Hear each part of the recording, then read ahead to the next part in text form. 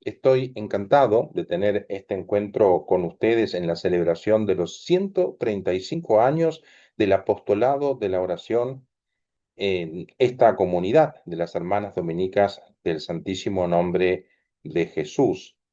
En esta charla quisiera detenerme específicamente en los orígenes de la veneración del corazón de Jesús en la orden de predicadores, porque he notado una feliz coincidencia con la celebración que hoy nos convoca. Voy a ofrecerles algunas pistas que nos permitirán reconocer cómo se inició esta devoción entre nosotros. Mi intención es mostrar que no se trata de algo extraño a nuestro carisma, algo añadido posteriormente casi de modo artificial, como puede quizás parecer a simple vista, sino que es algo que está desde el principio. En realidad, no estoy diciendo nada nuevo.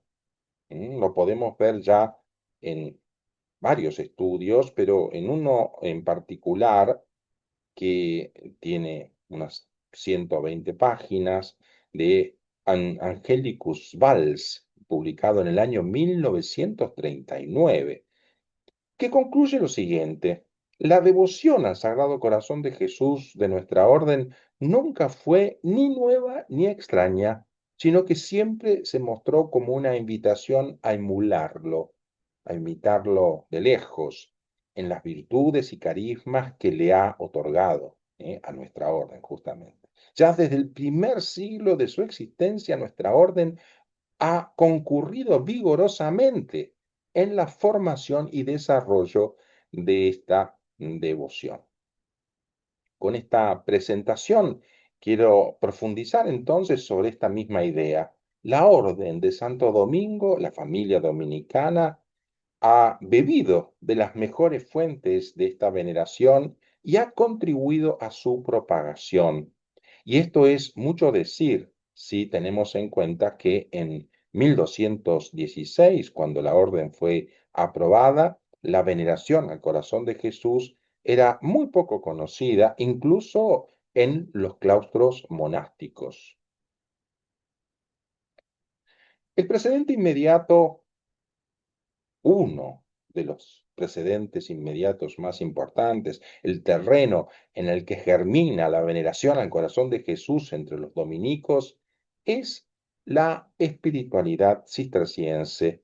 En concreto, dos autores, San Bernardo de Claraval y su amigo Guillermo de Saint-Thierry, como maestros espirituales, pero también varias santas monjas del Cister, en especial Santa Ludgarla, Santa Gertrudis y Santa Matilde de Hackeborn. San Bernardo de Claraval es la personalidad eclesial más sobresaliente del siglo XII, fallece en 1153, y es el santo más famoso de la orden cisterciense. El doctor melifluo, como se lo llama tradicionalmente, por la miel eh, que ofrece en sus escritos, retomó el simbolismo del costado traspasado del Señor que había sido destacado por los maestros de los primeros siglos, los santos padres, entendiéndolo explícitamente como revelación y donación del amor de su corazón. Pasa del lenguaje del costado o de las entrañas que encontramos en los santos padres al lenguaje del corazón. A través de su herida, el corazón de Jesús es el lugar del encuentro con su bondad y su misericordia, con la dulzura de su amor. Dice en el Sermón 67, citado por el Papa Francisco en la encíclica Dilexit Nos: yo, empero, lo que no hallo en mí mismo, la justificación, la vida de gracia, búscolo confiado en las entrañas del Salvador. Las entrañas y el corazón, recordemos, son dos símbolos muy cercanos. Las entrañas rebosantes de bondad y misericordia, la cual van derramando por los diversos agujeros de su cuerpo sacratísimo, pues sus enemigos taladraron sus pies y manos y abrieron con lanza su costado. Por estas aberturas puedo yo sacar miel de la piedra y óleo suave del peñasco durísimo. Puedo gustar y ver cuán suave y dulce es el Señor. Atención también al símbolo de la piedra, el peñasco, que es un símbolo muy poderoso, el más antiguo, probablemente, del Sagrado Corazón en el Antiguo Testamento. La roca fuente de Moisés. Destaco finalmente que San Bernardo, al mismo tiempo que invitaba a la unión con el corazón de Cristo, aprovechaba la riqueza de esta devoción para proponer un cambio de vida fundado en el amor. Él creía que era posible una transformación de la afectividad esclavizada por los placeres, que no se libera por la obediencia ciega a un mandato, sino en una respuesta a la dulzura del amor de Cristo. ¿Mm?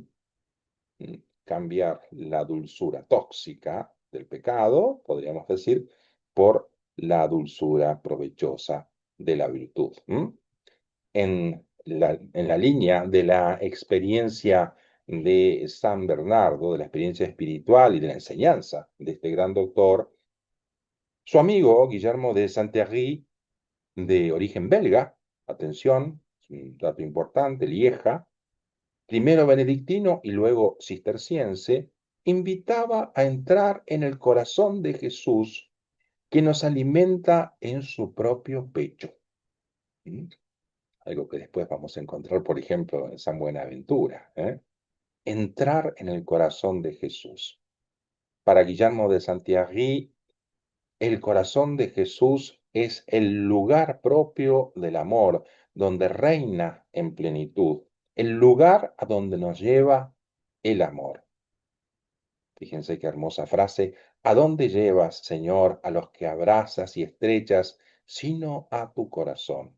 Tu corazón es el dulce maná de tu divinidad que guardas en el interior, oh Jesús, en la urna de oro de su sapientísima alma.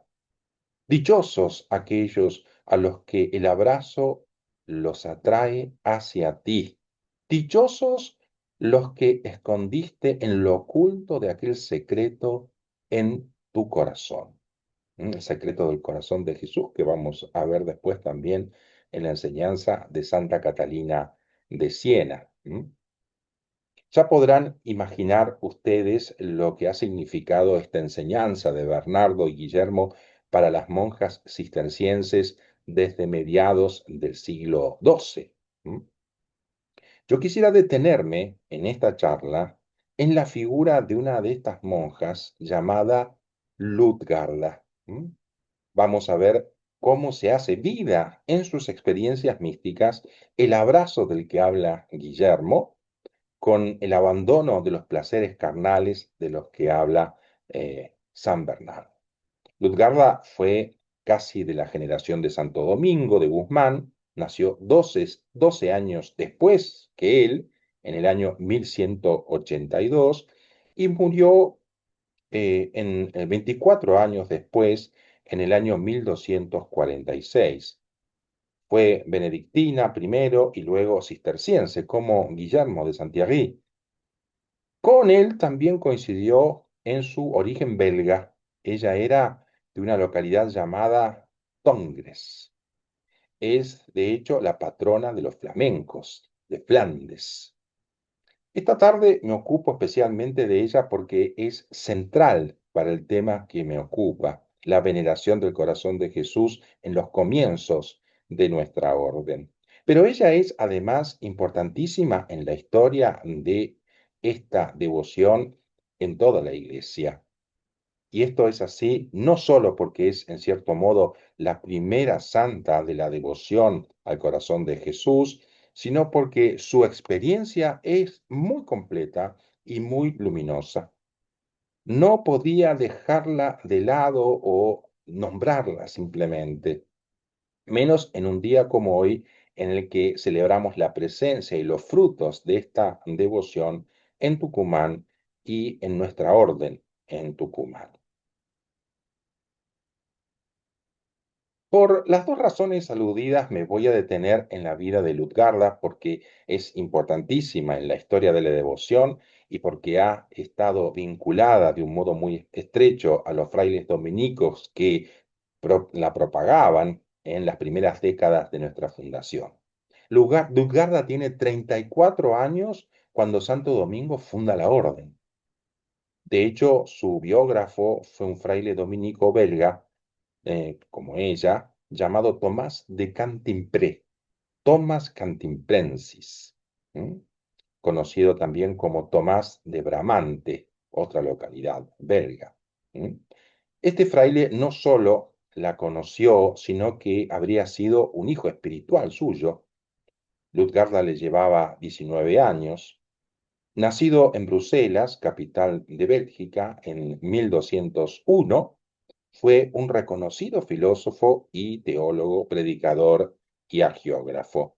Fíjense que este fraile muere el mismo año de Santo Tomás de Aquino, 1272, pero más anciano, con unos 71 años. De hecho, tenía 20 años cuando murió Santo Domingo, en 1221. Pero ingresó a la orden recién en 1232, con 31 años. A los 16 años había ingresado a los canónigos regulares de la abadía de Cantimpré. Por eso recibió el sobrenombre de Tomás de Cantimpré. Entre otras muchas obras, Tomás escribió algunas historias de santas, lo que resultaba muy útil para la predicación, como podrán imaginar. Su obra maestra hagiográfica fue la Vita Pie Lutgarde, la vida de la piadosa Lutgarda. Esta es la fuente principal de información sobre la vida, las virtudes y las experiencias místicas de la santa, que murió cuando él tenía 45 años.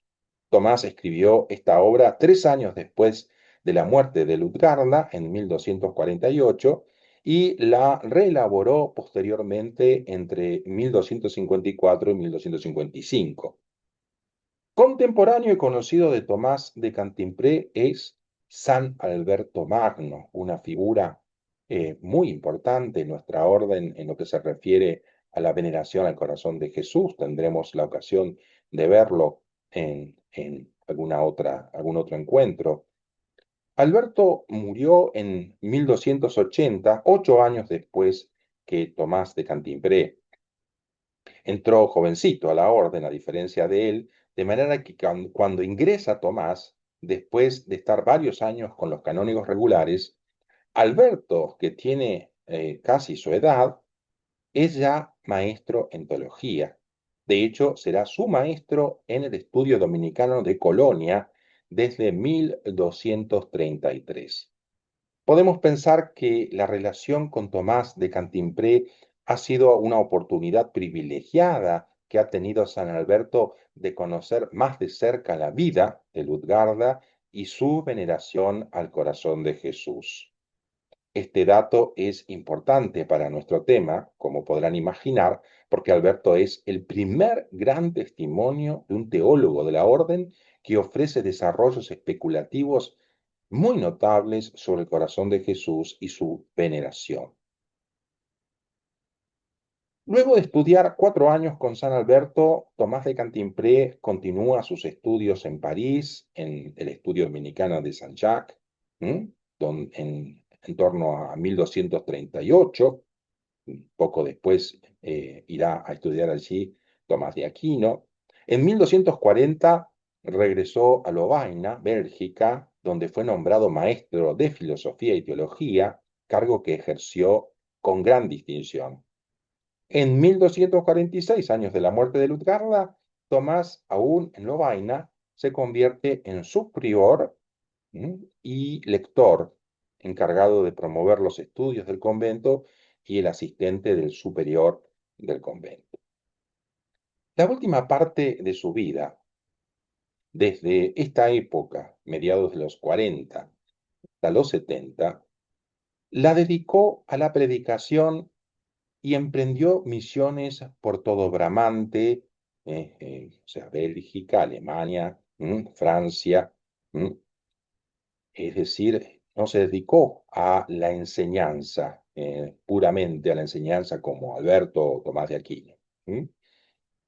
Eh, Fue también por, por su gran éxito en este campo, Tomás fue honrado también con el título de predicador general. Es a lo que se dedicó en estos años, un título especial que otorga la orden, como el de maestro en teología.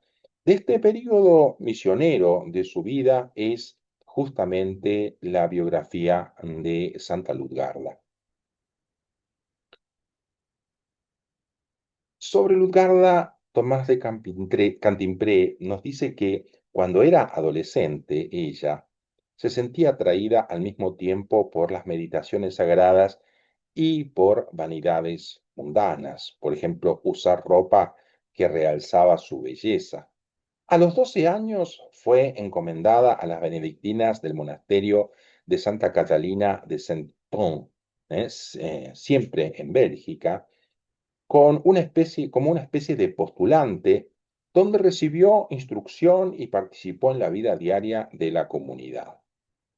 Terminó allí, al parecer no porque sintiera la vocación religiosa todavía, tan niña casi, sino porque su padre perdió la dote que había acumulado para su matrimonio. La comunidad en la que había ingresado se había alejado de su fervor original y de la fiel observancia de la regla, como otras comunidades benedictinas de la época. Aprovechando la situación, un joven fascinado por la belleza de Lutgarda comenzó a visitarla con frecuencia en el monasterio. Era algo así como un cortejo. Pasaban largas horas en el salón conversando sobre temas mundanos y sentimentales. Esto nos recuerda de algún modo a un episodio de la vida de Santa Teresa de Ávila. Lejos de ser reprochados, fueron imitados por otras hermanitas. El hecho es que durante uno de estos peligrosos encuentros, Cristo mismo se apareció a Lutgarda con una claridad deslumbrante, le reveló la herida de la lanza en su costado y le dijo: no busques más el placer de este afecto que no te conviene. Aquí para siempre está lo que debes amar y cómo debes amar. Aquí, en esta herida, te prometo las más puras alegrías. Lutgarda fue golpeada por el terror y el amor, a la vez por el terror y el amor. Esta fue la primera visión que tuvo del corazón de Jesús. La súbita palidez de su rostro indicó a su visitante que algo extraordinario había sucedido. Penetrada en el fondo de su alma por la luz sobrenatural de Jesús, Lutgarda sintió que el deseo de su afecto mundano se disipaba por completo y para siempre, y despertada de su locura, reprendió a su amigo, diciéndole: apártate de mí, cebo de muerte, alimento para el crimen, pues a otro amor pertenezco. En esa ocasión, Lutgarda descubrió el misterioso objeto de sus deseos más profundos. Aquello que tanto anhelaba y que buscaba a tientas, ahora le era conocido. Su alma, exultante de alegría, pudo por fin exclamar, como la esposa del Cantar de los Cantares: he encontrado al que ama mi alma. Evidentemente, este encuentro con Jesús la confirmó en su vocación monástica. Bueno, de este modo se hacía vida en ella lo que había enseñado más de 50 años antes San Bernardo, convencido de que el mal se supera con el bien, el mal se vence con el crecimiento del amor. Como decía el Papa Francisco también, hablando de Bernardo en la encíclica Dilexit Nos, y añadía Francisco la siguiente frase del santo cisterciense: Ama pues al Señor tu Dios con afecto de un corazón, con el afecto de un corazón lleno y entero. Ámale con toda la sabiduría y vigilancia de la razón. Ámale con todas las fuerzas del espíritu, de suerte que no temas ni siquiera morir por amor suyo.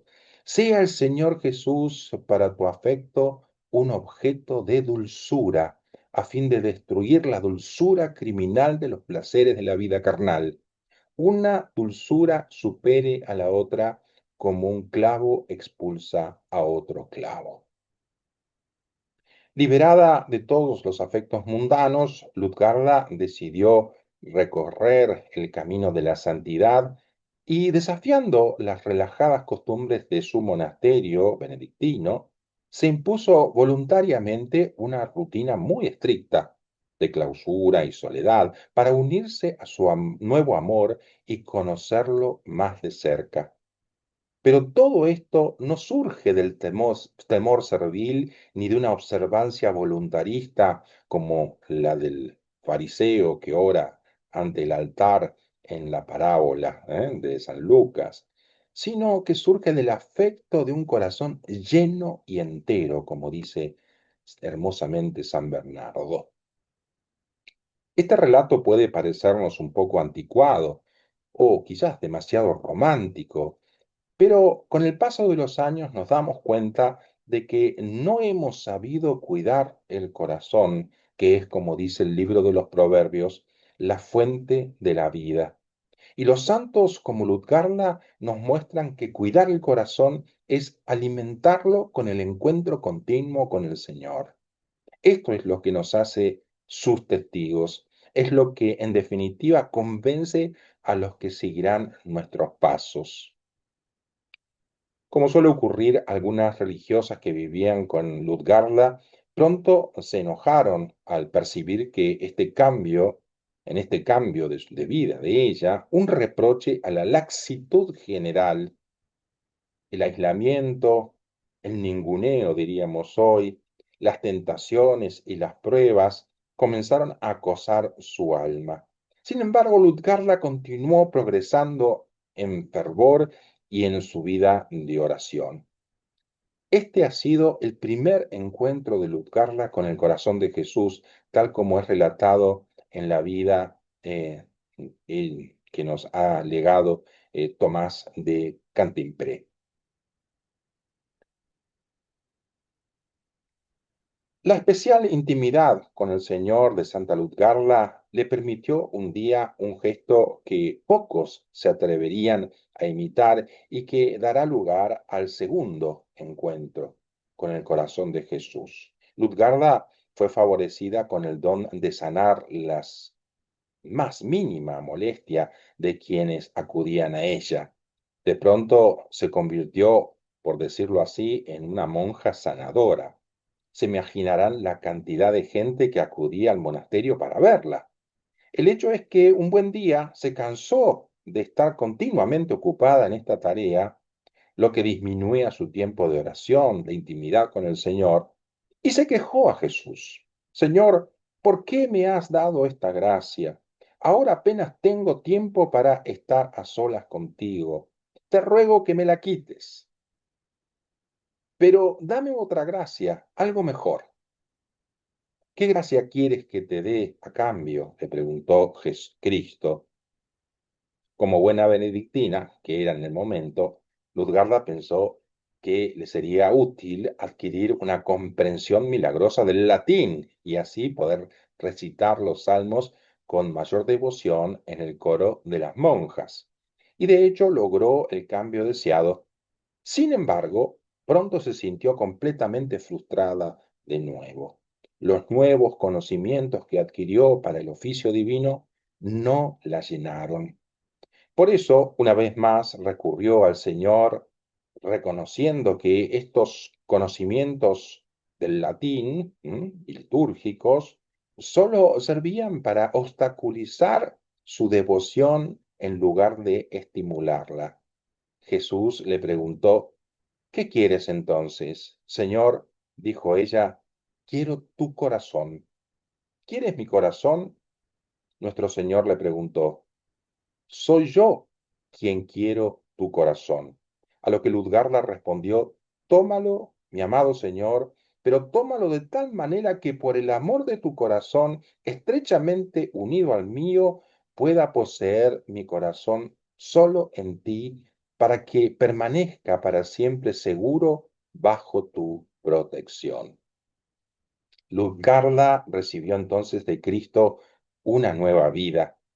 Él le mostró su propio corazón traspasado, fuente de toda gracia, todo amor y de todos los deleites, y la unió a sí mismo, entregándole su propio corazón a cambio del suyo. De este modo se produjo entre Cristo y Ludgarda el intercambio místico que posteriormente se manifestaría en la vida de otras santas, especialmente devotas del corazón de Jesús, como Santa Gertrudis, Santa Matilde, Santa Catalina de Siena, Santa Margarita María de Alacoque. El intercambio de corazones de Jesús y de Ludgarda es el primero, al menos el primero conocido. En todo caso, desde este intercambio de corazones que Ludgarda experimenta cuando todavía es monja benedictina, el amor divino que había comenzado a atraerla desde su infancia y la llamó en su primera visita, en su adolescencia, se entregó por completo a ella. Este relato del intercambio de corazones entre Santa Lutgarda y Jesús está en la biografía de nuestro hermano Fray Tomás de Cantimpré, pero es, al parecer, un añadido de otro fraile dominico, del que solo conocemos el nombre, se llamaba también Bernardo, y se lo localiza en Bélgica y en Bramante, justamente. En torno al año 1254, Bernardo, este fraile del que estoy hablando, era penitenciario papal, es decir, un confesor con atributos especiales nombrados por el Papa. Su testimonio sobre este intercambio de corazones es especialmente valioso porque él había sido confesor de Santa Ludgarda. Por aquí podemos ver con mayor claridad que el interés por la experiencia con el corazón de Jesús de esta santa no es el metejón de un fraile, sino que hay un interés común entre los dominicos que la conocieron y que se encuentran entre los primeros frailes dominicos de Bélgica. En este mismo periodo de la vida de Ludgarda, Tomás de Cantimpré sitúa su tercera visión del corazón de Jesús, que nos hará reconocer lo cerca que está la espiritualidad de la santa de la espiritualidad de nuestro Padre Santo Domingo. Ludgarda había caído enferma, con fiebre, oyó la campana para ir al coro en la madrugada, la cabeza le ardía, su carne temblaba de escalofríos y su ropa estaba mojada por el sudor. Pensó que podía ser mejor quedarse en la cama y dormir, porque podría ser peligroso para ella levantarse e ir a la fría iglesia. Pero de repente oyó la voz de Jesús que la instaba a levantarse e ir al coro con las demás hermanas. Levántate rápido, Ludgarda. ¿Por qué estás ahí tumbada? Porque a esta misma hora, en la madrugada, ¿no? Los pecadores se revuelcan en el fango de sus vicios y tú deberías hacer penitencia por ellos en lugar de estar ahí tumbada y dejar que tu cuerpo transpire. Llena de temor, Ludgarda saltó de la cama y se apresuró a ir al coro donde había comenzado el oficio litúrgico. Pero en la puerta de la iglesia vio a Jesús, contempló su cuerpo vivo clavado en la cruz. La herida de la lanza estaba abierta en su costado. Cuando se acercó a él, Jesús bajó uno de sus brazos para abrazarla y atraerla hacia sí. Entonces Ludgarda acercó sus labios a la herida sangrante de su costado y de allí extrajo un manantial infinito que la llenó de amor y alegría. Prestemos atención al gesto formidable de Jesús que libera de la cruz uno de sus brazos para abrazar a Ludgarda. Lo pueden ver allí, apenas se nota la manito de Jesús en el cuello de Lutgarda. Es el gesto del que hacía mención 50 años antes Guillermo de Santiagí. Dichosos aquellos a los que el abrazo los atrae, el abrazo de Cristo los atrae hasta ahí, hasta su corazón, ¿no? Hasta su costado. Y luego tenemos el gesto de Lutgarda, que acerca su boca para beber de la herida del costado de Cristo, es decir, de su corazón. Es el gesto al que invitaba también en la época de Guillermo San Bernardo. Por estas aberturas, las de las extremidades y la del costado, puedo yo sacar miel de la piedra, es decir, del cuerpo de Cristo crucificado. Lo que estos dos maestros del Cister decían metafóricamente 50 años antes, Lutgarda lo vivió literalmente en esta visión tan formidable. Así, en su primera visión del corazón de Jesús, a Lutgarda se le había prometido el conocimiento de todo lo que era digno de amor y se le apartaba de las criaturas y se ocupaba solo de él.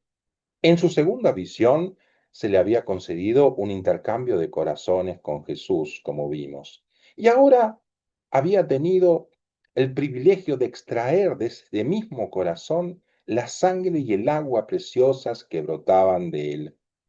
Por su respuesta inmediata al pedido de Jesús de rezar por los pecadores, fue premiada con el abrazo con el que el Señor crucificado la trajo a su corazón para beber la miel de la gracia. Por lo demás, como ustedes saben, a la veneración del corazón de Jesús está muy unida, por motivos obvios, la figura de San Juan, el discípulo amado, que había apoyado su cabeza en el pecho de nuestro Señor en la última cena. Por eso, varias santas vinculadas a la devoción al corazón de Jesús han tenido alguna aparición de Juan Evangelista. Pensemos, por ejemplo, en la bella visión de Santa Gertrudis de Helsta, recordada por el Papa Francisco en la encíclica Dilexit Nos, y en la de Santa Margarita María Alacoque. Lutgarda, por su parte, tendrá una visión en la que San Juan se le aparece con el simbolismo del águila que lo caracteriza, en la que se le concede una especial iluminación para conocer los misterios divinos. Por eso el águila es dorada en esta visión. Tomás de Cantimpré atestigua que después de esta visión pudo ella exponer las más altas verdades de la teología con una sabiduría, sutileza y precisión que dejaba sin aliento. Nos queda por ver ahora cómo Lutgarda se convierte en monja cisterciense, un hecho importante para nosotros porque será por el vínculo con monjas cistercienses y con ella como cisterciense, que se nutrirá en los años siguientes la veneración del corazón de Jesús entre las primeras generaciones de frailes dominicos.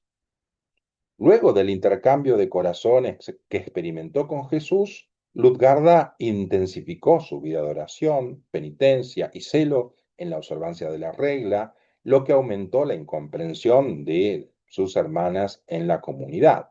Sin embargo, tras vivir 9 años allí, la brillantez de sus virtudes venció la mezquindad de muchos espíritus y las hermanas la eligieron priora.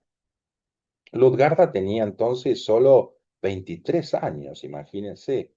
Contrariamente a lo que nos pasa tan frecuentemente a nosotros con los cargos que nos ponen tan felices, para ella recibir el cargo de superiora le pareció una auténtica catástrofe. Sintió que al frente de la comunidad no podría cumplir su llamada a la contemplación. Su atención se dirigió entonces a los austeros monasterios cistercienses que florecían en los Países Bajos. Allí, en Alemania también, en Estrasburgo, es donde encontraremos dominicos que se van a beneficiar de la veneración al corazón de Jesús alimentada en estos ambientes monásticos y la van a propagar. La nueva forma de vida adoptada en estos monasterios no solo se distinguía por rigurosas mortificaciones y penitencias, sino que favorecía de forma muy especial la contemplación mística y la perfecta unión con Dios. Lo que Lutgarda no imaginó es que este cambio supondría en ella un crecimiento de la dimensión misionera de su vida de oración. Así pues, atraída por la vida de las monjas cistercienses, Lutgarda buscó el consejo de un sabio predicador de Lieja, asimismo en Bélgica, que no era un predicador un dominico, sino un sacerdote del clero del lugar, llamado Juan de Lieja, ¿m?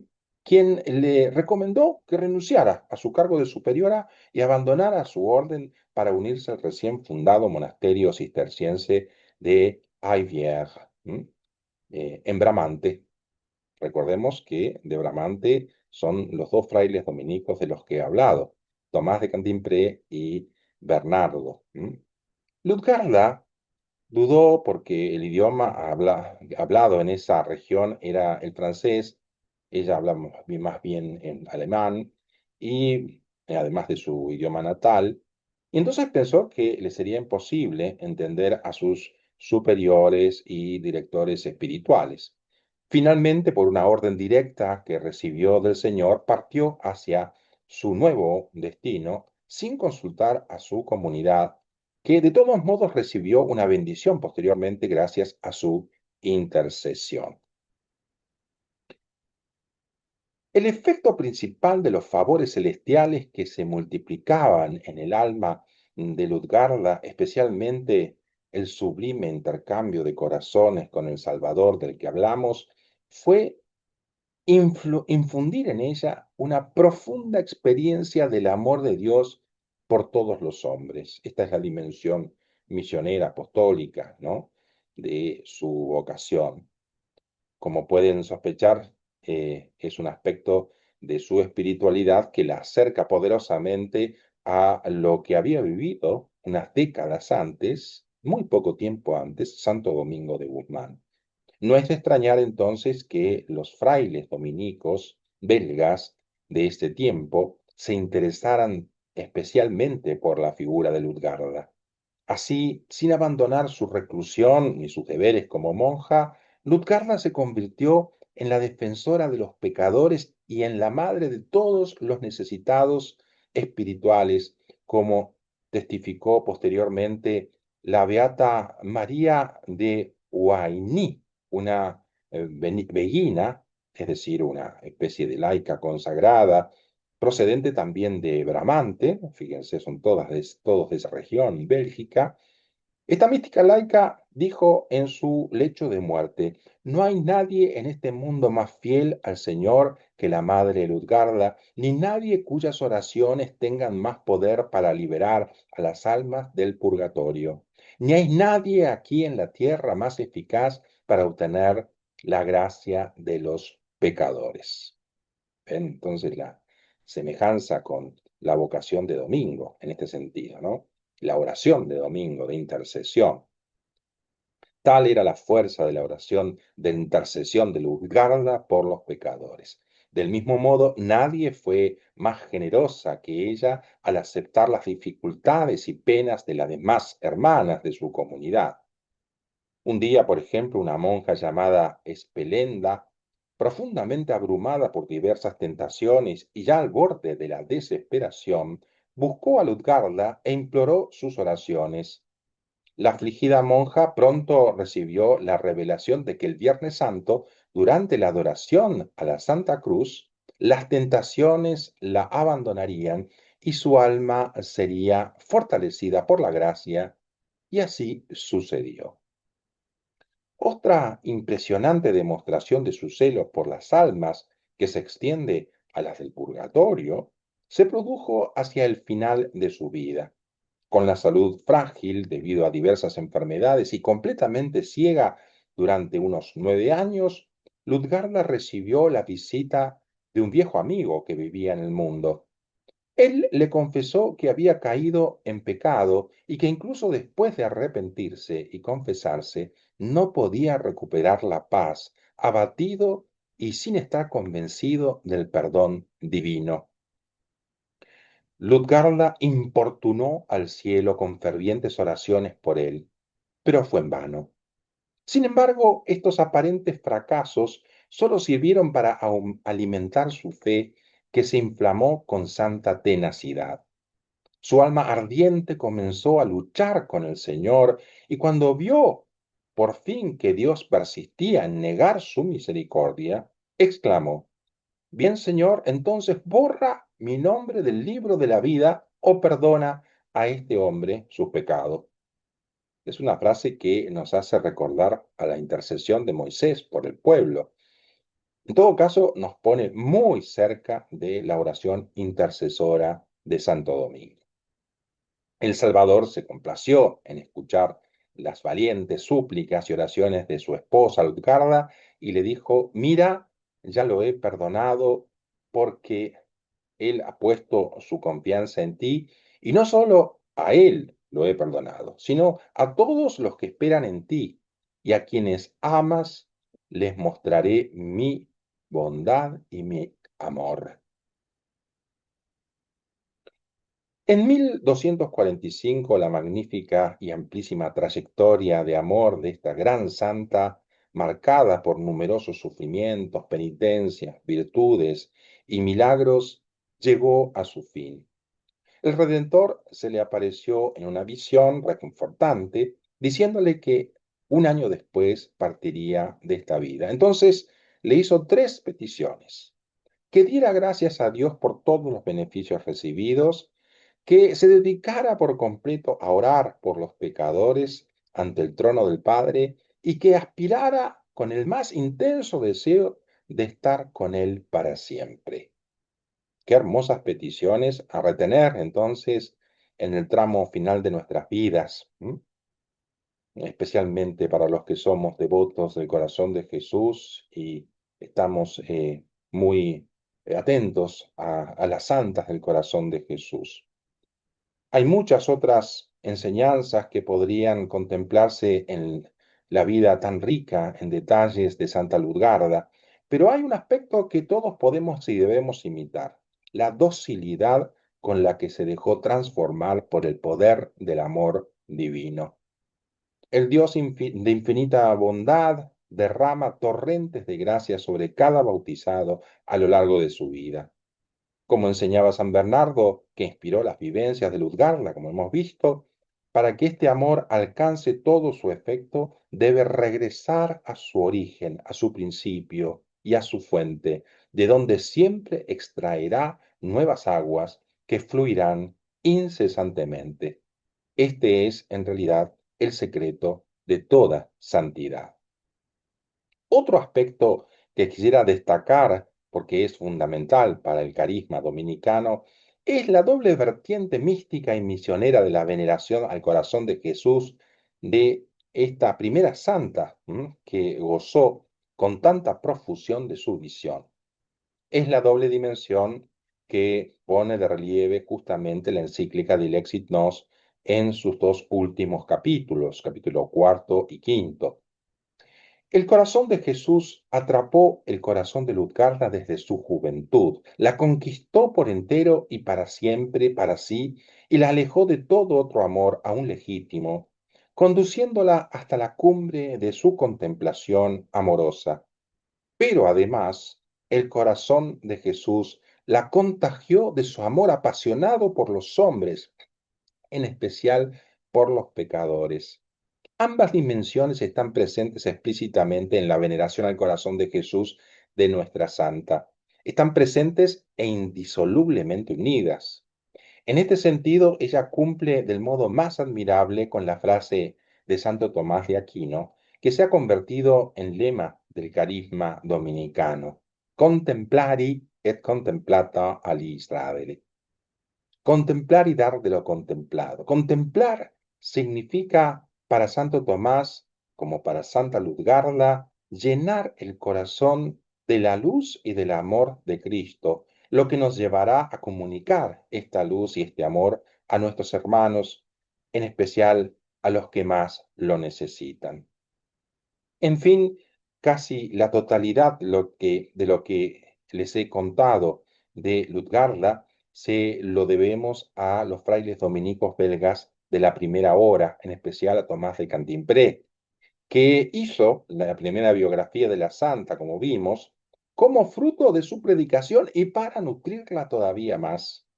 Estos frailes han compartido su tesoro con los fieles que los escuchaban, pero también, obviamente, con sus hermanos, entre los que se encontraba ciertamente San Alberto Magno, cuyos escritos influyeron poderosamente sobre el maestro Eckhart, que era maestro y que fue maestro y director de Juan Taulero y Enrique Susón, quienes se destacaron también, como veremos, en la difusión de la veneración al corazón de Jesús. Podemos decir entonces que con Lutgarda y Tomás de Cantimpré, a mediados del siglo XIII, hemos dado de algún modo con el eslabón perdido de la veneración al corazón de Jesús en los orígenes de la orden de predicadores. Este testimonio tan elocuente de la presencia del corazón de Jesús en los orígenes de nuestra orden es una hermosa coincidencia con la presencia del corazón de Jesús en los orígenes de la congregación de las hermanas dominicas del Santísimo Nombre. A fines del siglo XIX, solo unos pocos años después de su fundación, ellas se hicieron cargo del primer grupo de apostolado de la oración en Tucumán.